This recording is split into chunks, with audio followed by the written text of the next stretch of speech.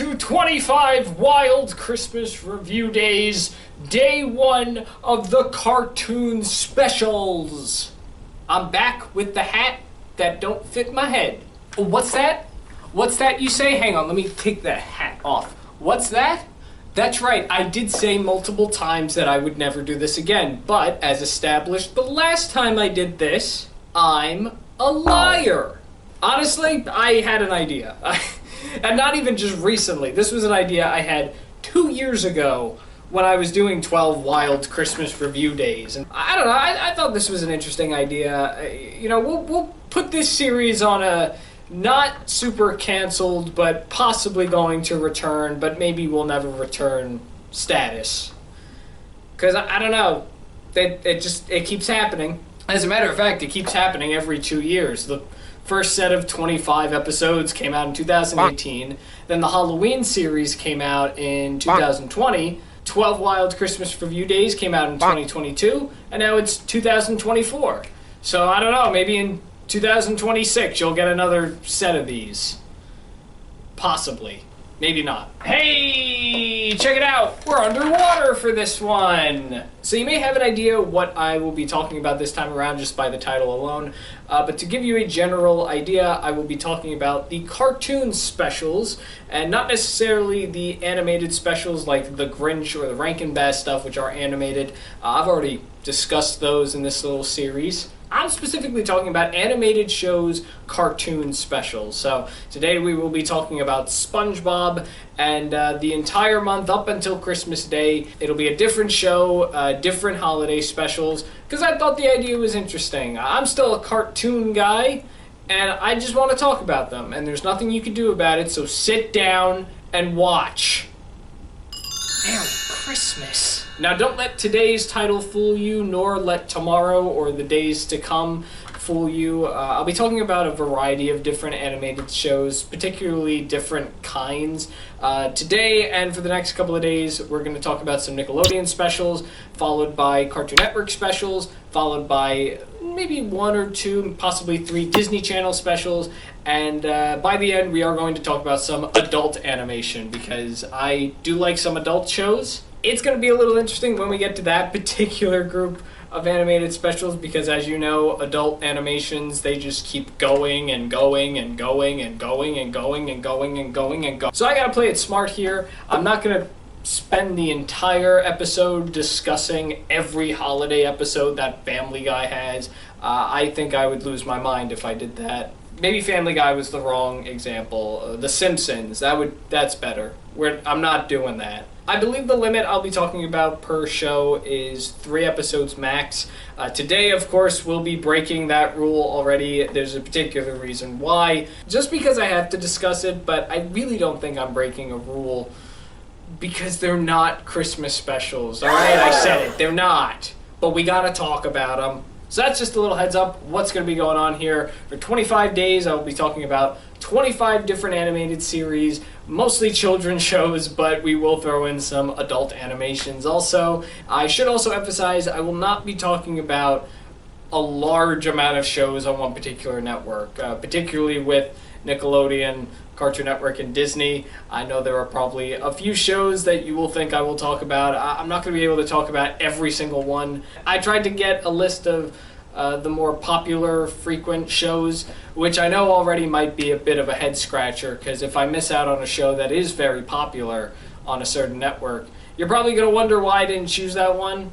For some reason, Dexter's Laboratory is coming into my mind. I'm not talking about Dexter's Lab.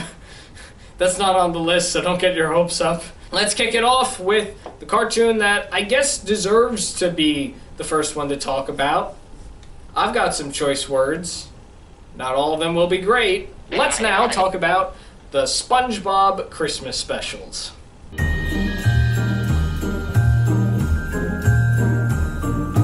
SpongeBob SquarePants is Nickelodeon's longest-running animated series that first aired in 1999.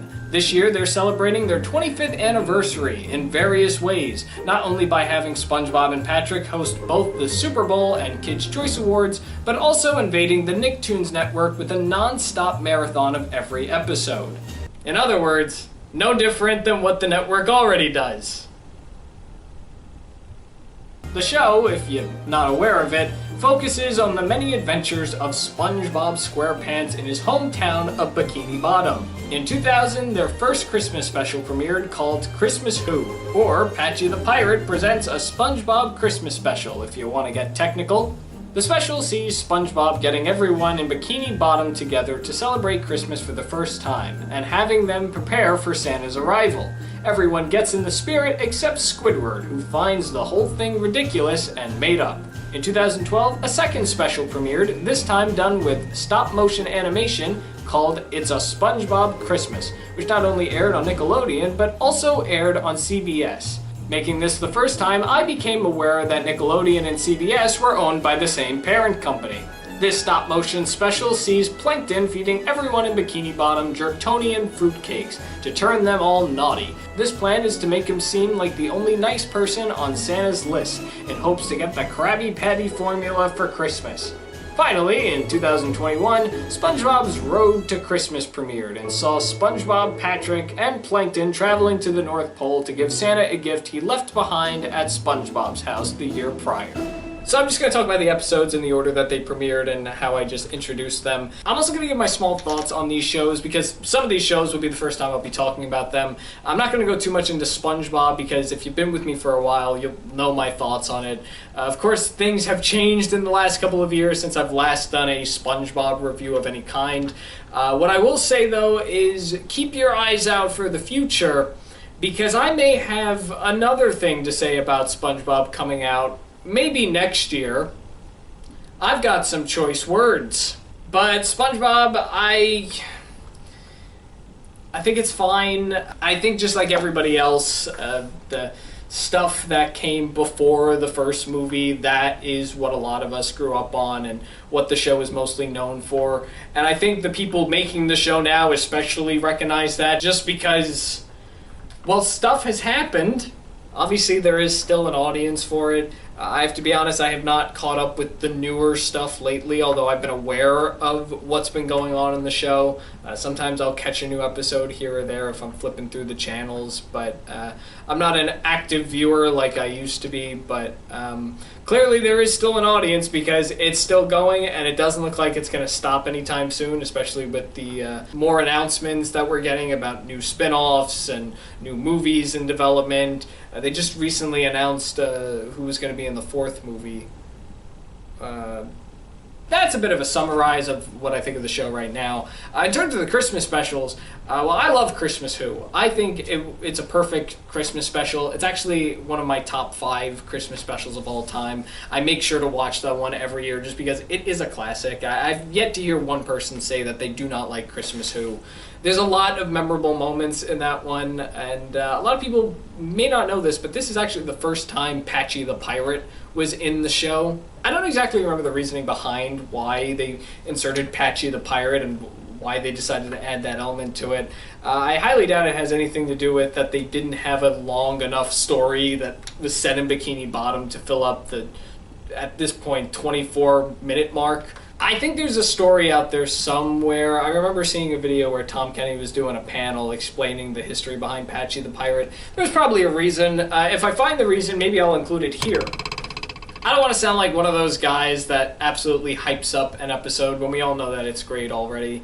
But I really like Christmas Who. Already established, there's going to be a few Nickelodeon Nicktoons that I'll be talking about within the next couple of days, so I'll be talking about their Christmas specials, which I think helped definitely make these shows staples of the network, if that makes sense. At least around the holidays. Like, whenever I think Christmas specials, one of the first group of specials I think of are the Nickelodeon specials.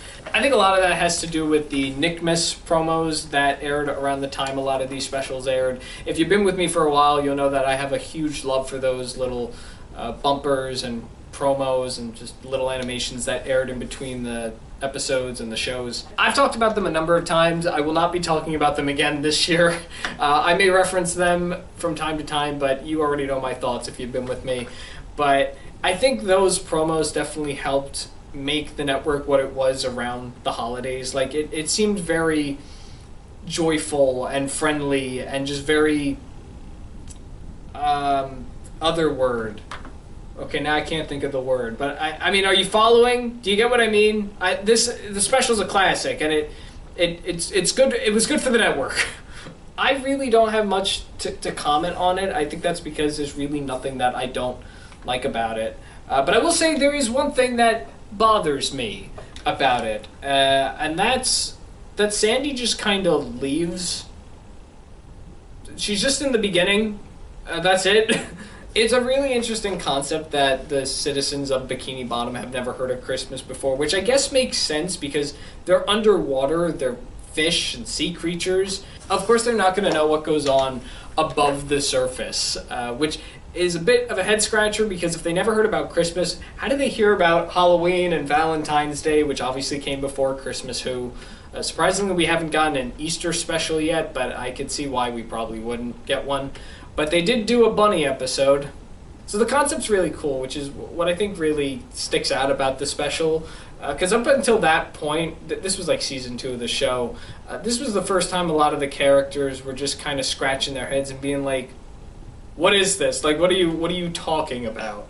It's also really interesting to think that this episode is essentially part of history in the SpongeBob storyline. It's this particular episode that kicks off Christmas being celebrated in Bikini Bottom. I'm sure they'll find a way to contradict that in some way, but you know, SpongeBob's not great with continuity. But going back to the one thing that bothers me, Sandy is in the very beginning of the episode, explains what Christmas is, and then just kind of disappears.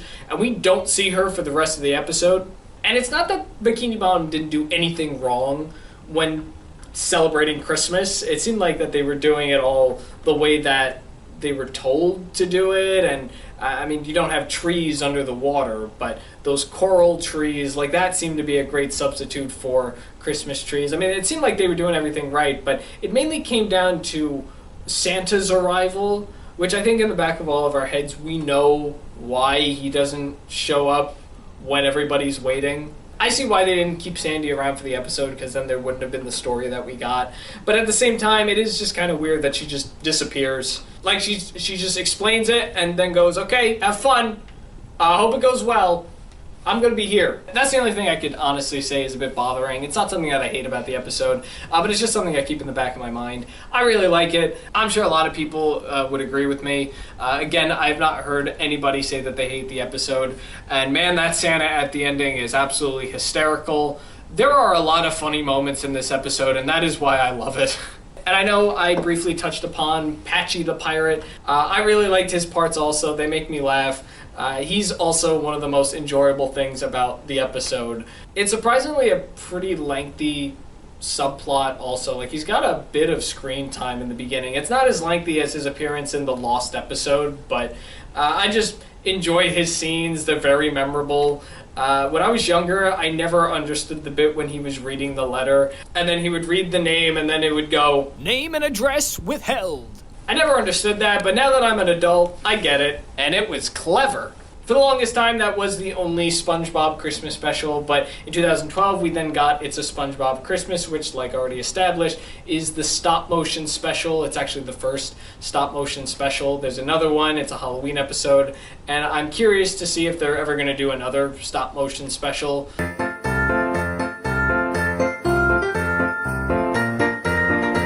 I thought this was actually really good also. If I had to compare it to the first Christmas special, I'd have to say I like Christmas Who better, but I gotta give It's a SpongeBob Christmas credit that it was made. For one thing, it's very unique and also very interesting that the show did a stop-motion Christmas special, which falls right into the style of the Rankin Bass specials, which are stop-motion. So it's got a very unique style, which already makes it very memorable. I mentioned before it aired on CBS as well, and a lot of people may not know this, but it actually aired on CBS before it aired on Nickelodeon. But I thought the special was really cool, and it came at a very interesting time for SpongeBob. This was, I believe, a season 8 episode, so it was like smack in the middle of a period of SpongeBob where the episodes just were meh. I mean, that was around the time I was still watching the show, but even I knew that something was a little off with it.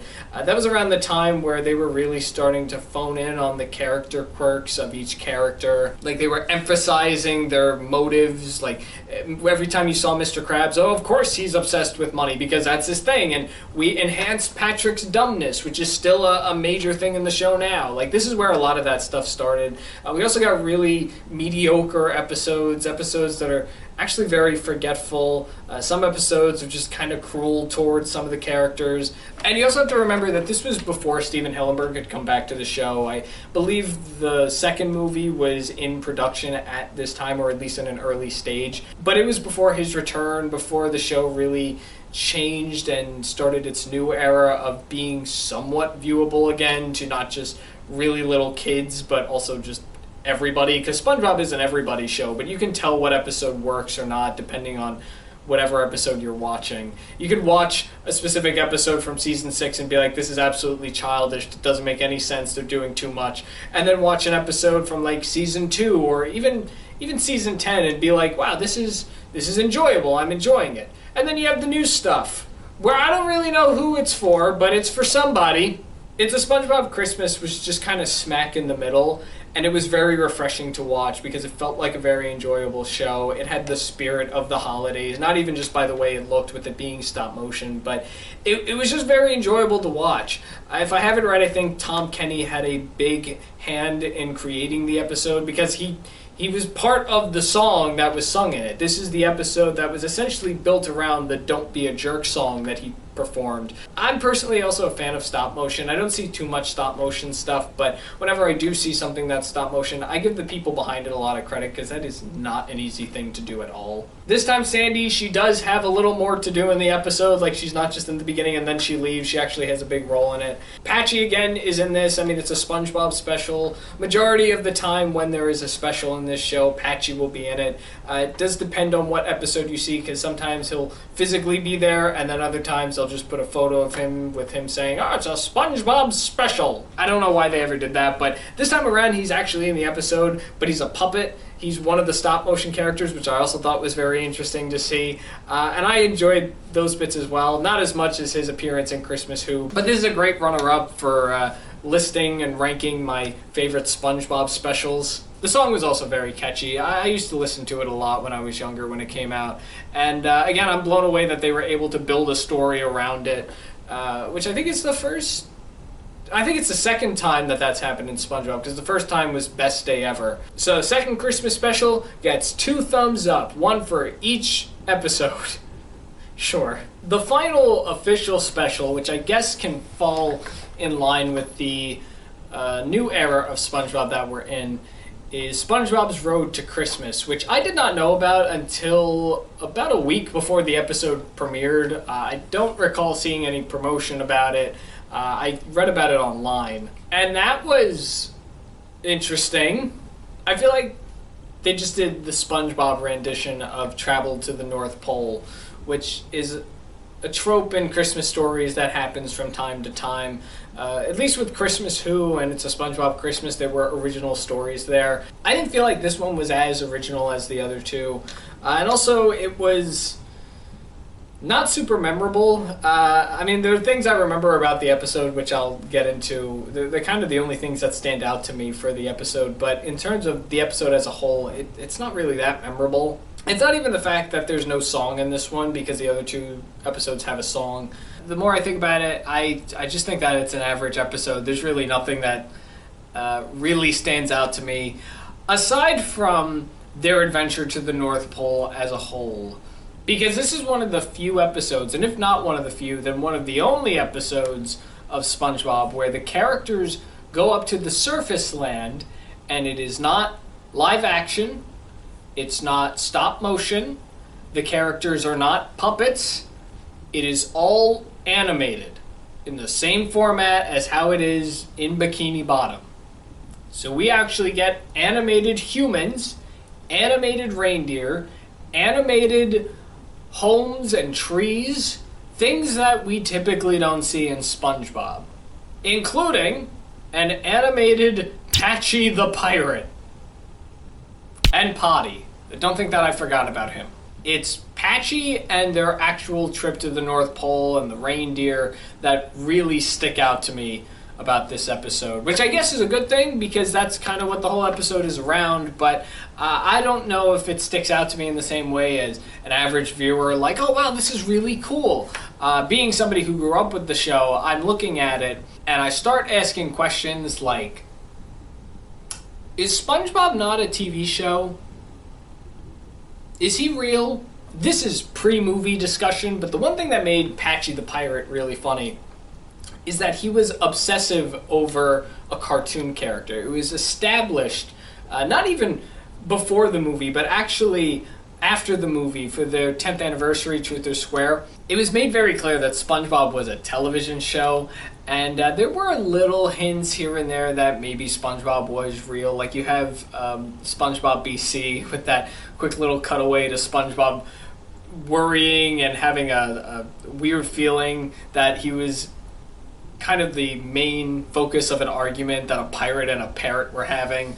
And then you have the house party where he actually did get Patchy's invitation. Those, of course, could have been little cutaways, but you'll have episodes like The Sponge Who Could Fly, which clearly states that there is a lost episode of this show. I mean, it was made very clear that this pirate character is just massively obsessed over this cartoon character. That's where the comedy came from. Even in the 10th anniversary, everybody was just scratching his head like, you want to invite SpongeBob, like the actual cartoon? I don't think that's going to happen. It wasn't until the 20th anniversary where I guess they really broke that continuity because they had Patchy and SpongeBob meet after so long. But in this Christmas special, they physically acknowledged that Patchy the Pirate is SpongeBob's #1 fan. In fact, SpongeBob's the one who says that, and they have an interaction like they're best friends now, and I just found that really strange, and I just kind of walked away from the episode like, alright, that happened. I'm not sure how I feel about that. That's really the only thing I could honestly comment about the episode, because that's the only thing that really stuck out to me.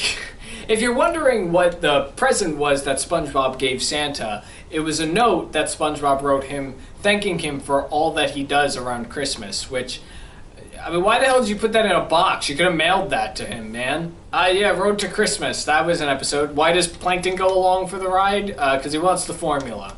That's it. Those are all the SpongeBob Christmas specials. I mean, technically, there's also this little special that aired, which I mean, is it a special? I don't know if it's connected to the show. It's like a clip show, but it's this 20-something minute episode where they just have the French narrator narrate a Christmas poem, and they show clips from previous Christmas specials and even episodes that aren't Christmas related. But there's that one. I'm not talking about that one because I don't know if that's an official episode, but that's it. With the SpongeBob episodes, we had Christmas Who, It's a SpongeBob Christmas, and SpongeBob's Road to Christmas. And the exact order that I like them from favorite to least, that's that order.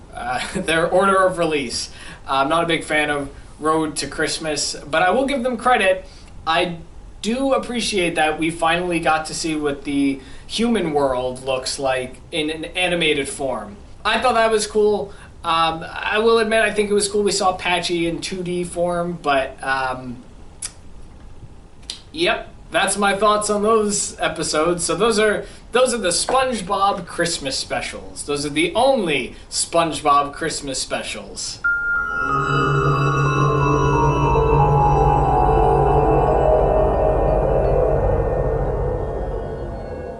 Hey, why are we on the moon? In 2018, the episode Goons on the Moon premiered and was thought up to be a Christmas special with Nickelodeon's marketing. Alternatively, this episode is titled Space Bob Mary Pants. This episode focused on SpongeBob, Sandy, Pearl, and new character Squidina taking a trip to the moon. Then, in 2019, Plankton's Old Chum premiered.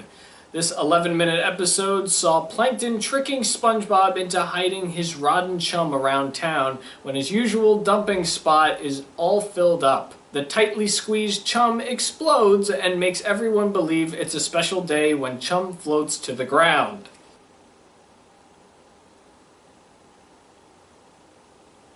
You know, I shouldn't be surprised with Goons on the Moon.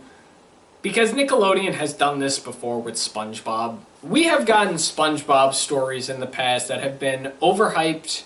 They had so much marketing done for them. I mean, the movie itself, Sponge Out of Water, my very first wild review that I've ever done. My main argument with the movie is that it is a misleading film because they promoted the thing as being the first time SpongeBob and friends were going above the water and they'd be superheroes, and that crap doesn't happen until the last 20 minutes of the film. This is a common thing that Nickelodeon does with their golden child. They'll overhype whatever's coming next, and then when you get it, you feel very underwhelmed. I mentioned Best Day Ever a while ago. Did you know that Best Day Ever had a 24-hour marathon where they played 100 of the best episodes of SpongeBob that were voted by the viewers? By the end of the countdown, they premiered Best Day Ever, which they promoted to be the best SpongeBob episode ever, but it was an 11-minute episode and it wasn't anything special.